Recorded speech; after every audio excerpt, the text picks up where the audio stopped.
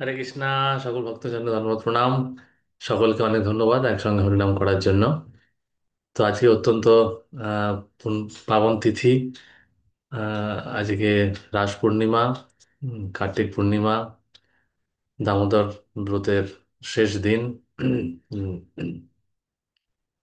তো কালকে আমি শ্রীল প্রভুপাদের একটি প্রবচনে শুনছিলাম, এই রাস পূর্ণিমার লীলা শ্রবণ করে যারা পরম্পরার ধারায় ভগবানের লীলা শ্রবণ করে না, বা যারা পরম্পরার ধারায় ভগবানের ভগবত তত্ত্ব জানে না বা শ্রবণ করতে চায় না, যারা তাদের মনোরঞ্জনের জন্য ভগবানের লীলা শ্রবণ করে, তারা এই রাসলীলা শুনে তারা নিজেরা রাসলীলার অনুকরণ করে ভগবান হওয়ার চেষ্টা করে, এবং তারা ভগবানের এই কথা থেকেও তাদের ইন্দ্রিয় তর্পণের সুযোগ সন্ধানের চেষ্টা করে।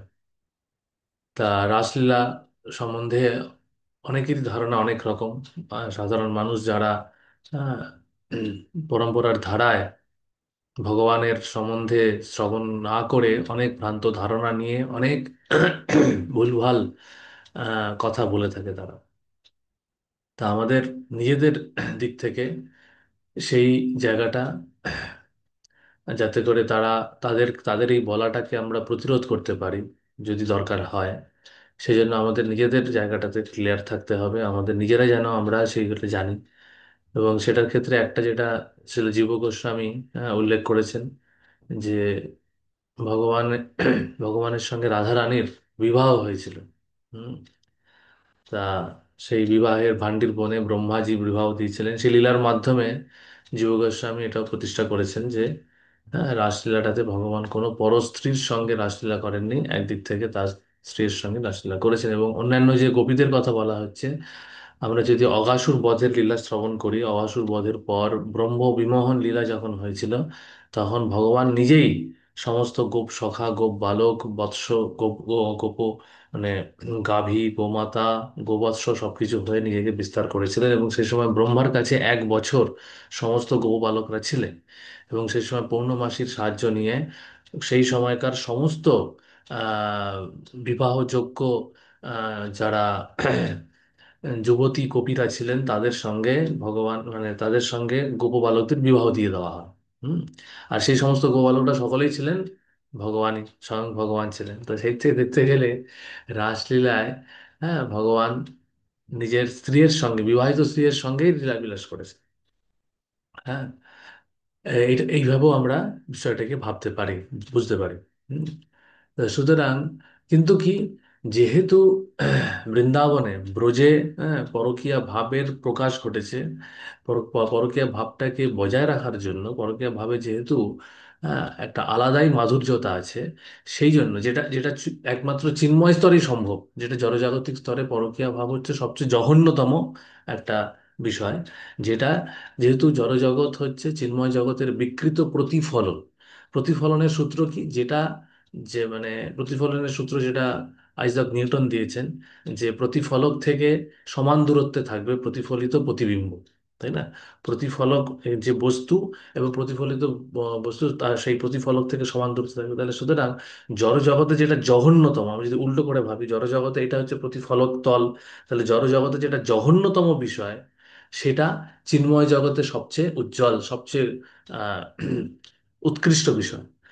আর জড়জগতে যেটা সবচেয়ে, যেটা যেটা যেটা যে এই জন্য আমাদের বুঝতে হবে যে এটা যেহেতু বিকৃত প্রতিফলন, ঠিক আছে, শুধু প্রতিফলন নয়, শুধু বিকৃত প্রতিফলন। সেই জন্য চিন্ময় স্তরে ভগবানকে কেন্দ্র করে যে পরকীয়া ভাবের প্রকাশ বৃন্দাবনে ঘটেছিল, এই রাসলীলা, রাসোৎসব যেটা হয়েছিল, সেটা হচ্ছে সবচেয়ে উজ্জ্বল, সবচেয়ে সবচেয়ে উম, মাধুর্যময় আহ, একটা বিষয়।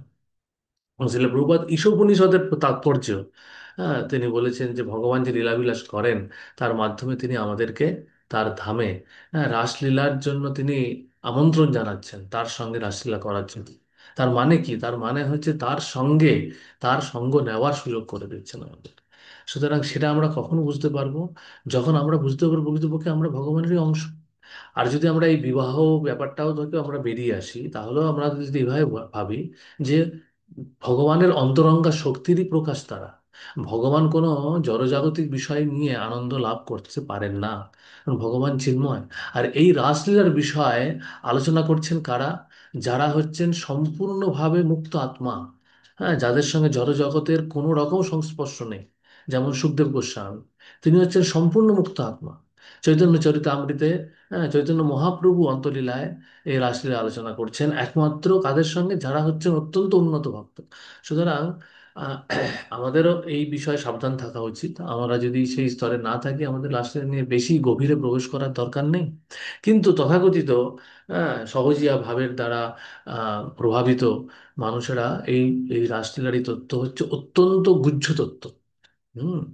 তা এবং এই তত্ত্ব আমরা তখনই অনুভব করতে পারবো যখন আমরা সম্পূর্ণভাবে নির্মল হব। হ্যাঁ, তো নির্মলতা আমাদের হৃদয়ে যখন আসবে, তখনই আমরা অনুভব করতে পারবো, বুঝতে পারবো যে এই বিষয়টি কি। না হলে এই বিষয় নিয়ে আমরা আহ, অযথা আহ, ভ্রান্ত ধারণা বা ভ্রান্ত মা- মানসিক জল্পনা কল্পনার মাধ্যমে ভুলভাল কিছু বলা উচিত নয়। এবং সেটা যারা বলছে তাদেরকেও সাবধান করা উচিত, এবং তাদের আইদার উপেক্ষা করা উচিত অথবা সাবধান করা উচিত, কারণ তার দ্বারা কোনো পারমার্থিক কল্যাণ সাধন সম্ভব নয়। তা আমাদের এই রাস পূর্ণিমার ক্ষেত্রে এই জন্য আমরা, মানে, এবং তারা সেটা এই কারণেই করছে, যেটা প্রভুপাদ বলতে চাইছেন, যে তারা এই ধরনের জিনিসগুলো করছে কারণ তারা ভগবান হতে চাইছে।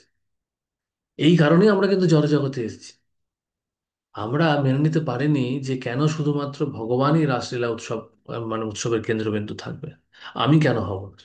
এই এটা ছিল এই ধরনের ধারণাটাই হচ্ছে সবচেয়ে মানে মূল কারণ, প্রধান কারণ যার জন্য আমরা জড়জগতে পতিত হয়েছি। তাই আমরা এই ভগবান হওয়ার আহ, মিথ্যা বাসনা থেকে যতটা মুক্ত হব, আমরা যে এই যে ইন্দ্রিয় তৃপ্তি করতে চাইছি সেখানের মধ্যেও এই ধারণাটাই রয়েছে। আমাদের এই ভগবানের মতন আমরা হয়তো মায়াবাদীদের মতন ভগবান হতে চাইছি না, কিন্তু আমরা ভগবানের থেকে আলাদা হয়ে আমাদের নিজস্ব চিন্তা ভাবনা এই অনুযায়ী চলার চেষ্টা করাটাও কিন্তু এক ধরনের ভগবান হওয়ারই একটা প্রতিফলন। তো এই জন্য আমাদের খুব সাবধান থাকতে হবে, যাতে করে আমরা সেরকম মানসিকতা পোষণ না করি, এবং এটাই হচ্ছে অনর্থ নিবৃত্তি। আমরা যত অনর্থ থেকে বেরিয়ে আসবো, তত আমরা এই আমরা যে ভগবানের দাস, নিত্য দাস, ভগবানের কে সেবক, ভগবান হচ্ছেন সেব্য, তার সেব্য অভিমান থাকবে, আমার সেবক অভিমান থাকবে। এইটা যতক্ষণ না আমরা বুঝতে পারছি, ততক্ষণ কিন্তু আমরা জড়জগতের মধ্যেই থাকতে হবে। তাই আজকের এই দিনে আমরা এটা বোঝার চেষ্টা করি, এবং বরং যারা বলছে যে ভগবান পরস্ত্রীর সঙ্গে রাসলীলা করছেন, তারা বরং ভুল বলছে।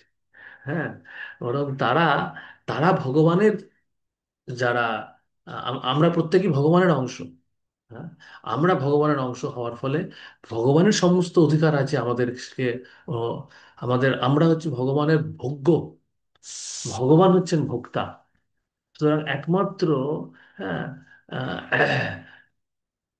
যেটা বৈধ সম্পর্ক, যেটা সেটা হচ্ছে ভগবানের সঙ্গে আমাদের যে সম্পর্ক, সেটাই বৈধ, বাকি সবই হচ্ছে অবৈধ। এই জন্য ভগবানের সঙ্গে ভক্তিটা কি বলে, যে অব্যভিচারিণী ভক্তি।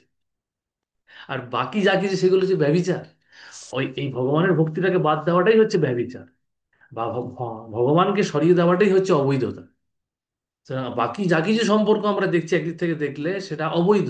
সেই জন্য সেটা কাগজে কলমে লিগালি ব্যাপারটাকে লিখিত পরিতভাবে করে বৈধতা দেওয়া হচ্ছে। এবং সেটা, হ্যাঁ, সামাজিকতার খাতিরে সেই বৈধতার জায়গাটা আমরা এসেছি, ভগবান সেটা দিয়েছেন। বর্ণাশ্রম সিস্টেম দিয়েছেন, বিবাহ নামক একটি প্রতিষ্ঠান দিয়েছেন, যার মধ্যে আমরা আসতে পারি। কিন্তু প্রকৃতপক্ষে বুঝতে হবে, আমরা প্রত্যেকেই ভগবানের ভোগ্য, ভগবানই একমাত্র ভোক্তা। আমরা হচ্ছি ভগবান আমাদেরকে লাইসেন্স দিয়েছে যে হ্যাঁ, তুমি যেহেতু জড়জগতে আসতে চেয়েছো আমাকে ভুলে, তুমি যেহেতু কৃত্রিম ভাবে, আমরা যেহেতু কৃত্রিম ভাবে ভোক্তা হতে চেয়েছি, তাই জন্য ঠিক আছে, তুমি যাও, জড়জগতে যাও, গিয়ে তুমি তোমার এই বাসনা চরিতার্থ করো। এই বাসনা হচ্ছে কি? অবৈধ বাসনা।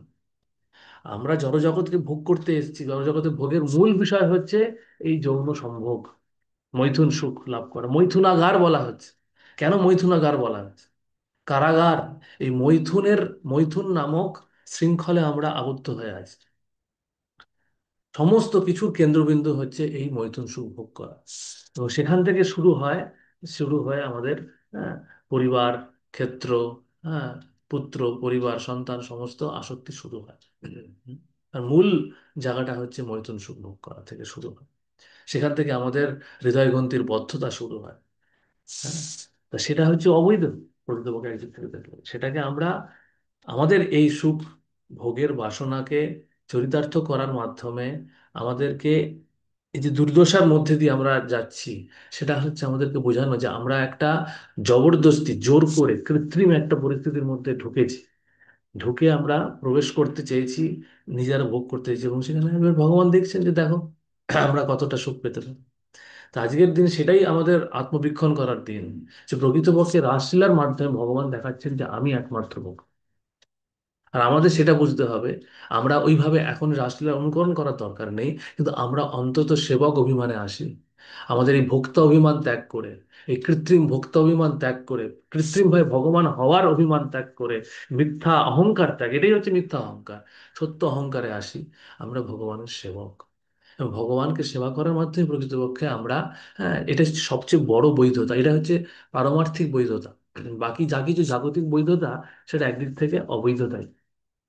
তাই পারমার্থিক বৈধতা স্তরে আমরা আসি, এবং সেটাই কিন্তু আমাদের প্রকৃতপক্ষে সুখ দেবে। এবং আমরা সেটা বুঝতে পারছি, আমরা পরিবারের মধ্যে প্রবেশ করে বুঝতে পারছি যে এর মধ্যে কত দুঃখ দুর্দশা আছে। এই জন্য দুঃখালয়ম অশাশ্বতম, এই সংসারকে তিনি দুঃখের আলয় দিয়ে বানিয়েছেন। এই দুঃখের মূল কারণ হচ্ছে মৈথুন সুখ ভোগ করার আসক্তি। এই আসক্তি থেকে যখনই আমরা বেরিয়ে আসব, তখনই এই জগতের থেকেও আমরা কিন্তু পারমার্থিক চিন্ময় জগতে আনন্দ লাভ করতে পারবো, এবং সেটাই হবে কিন্তু রাস উৎসব। সেটাই হচ্ছে প্রকৃতপক্ষে আমাদের কাছে রাস উৎসব, হচ্ছে এটাই, যখন আমরা ভগবানকে পরম ভোক্তা ভেবে আমরা ভগবানের পরম সেবক হিসেবে নিজেকে ভাবতে পারবো। তো হরিনাম করার উদ্দেশ্য সেটাই, কৃষ্ণ ভবনামৃতে আসার উদ্দেশ্য এটাই, হরিনাম করার প্রত্যেকটা হরিনামের শব্দের মাধ্যমে আমরা যেন সেই অনুভূতি লাভ করতে পারি যে আমি, আমার এই সেবক অভিমান দিন, আমার এই ভক্ত অভিমানকে দূর করুন। এটাই হচ্ছে অনর্থের মূল মানে মূল কারণ। সেখান থেকে আমাকে মুক্তি দিন। तो हरिनाम प्रभु की जय, रास उत्सव की जय, श्री प्रभुपाद की जय, कार्तिक पूर्णिमा की जय। हरे कृष्णा कृष्णा कृष्णा हरे हरे, हरे राम राम राम राम हरे राम हरे। श्री हरे हरे। प्रभुपाद की जय। जय।